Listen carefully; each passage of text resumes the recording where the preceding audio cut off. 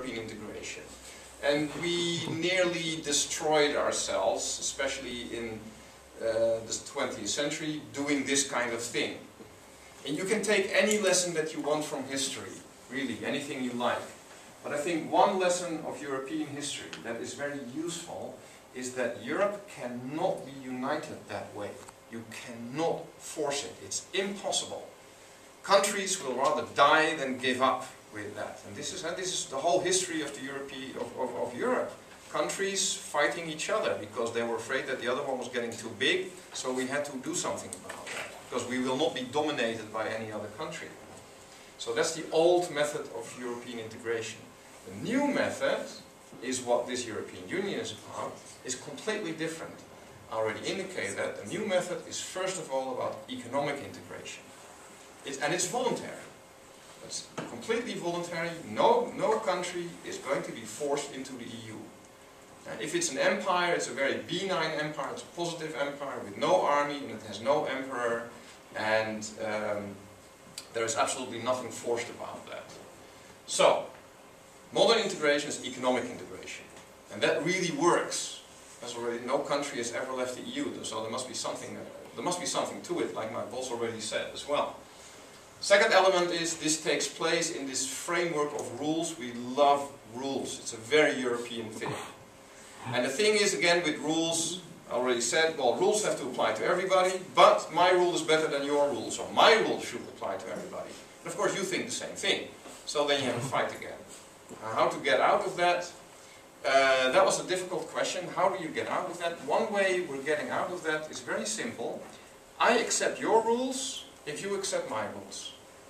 Very simple. So a product that is produced in Germany can now freely go to the Czech Republic or Finland or France, and any product made in any of those countries can freely go to the German. Even if they're not made according to exactly the same rules, but there's minimum standards at least, and you freely accept each other's rules. And that gets you out of this deadlock, of this gridlock.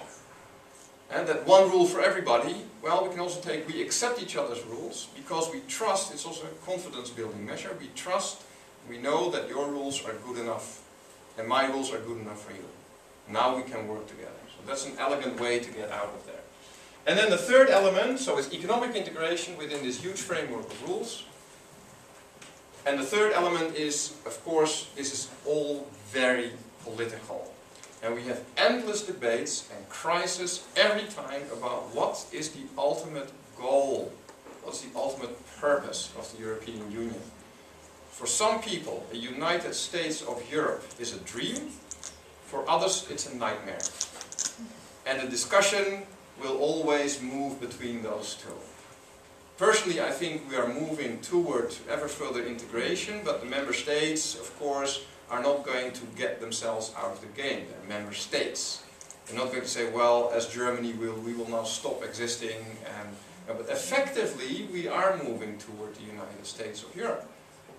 Not in terms of this legal sovereignty fiction, but in terms of economic cooperation.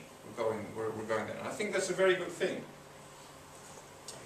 Now, so I explained a bit about European integration, how difficult it is to become a member. You have to take over all of the European Union member law. So the question actually that lies behind that is, well, why would any country want to do this?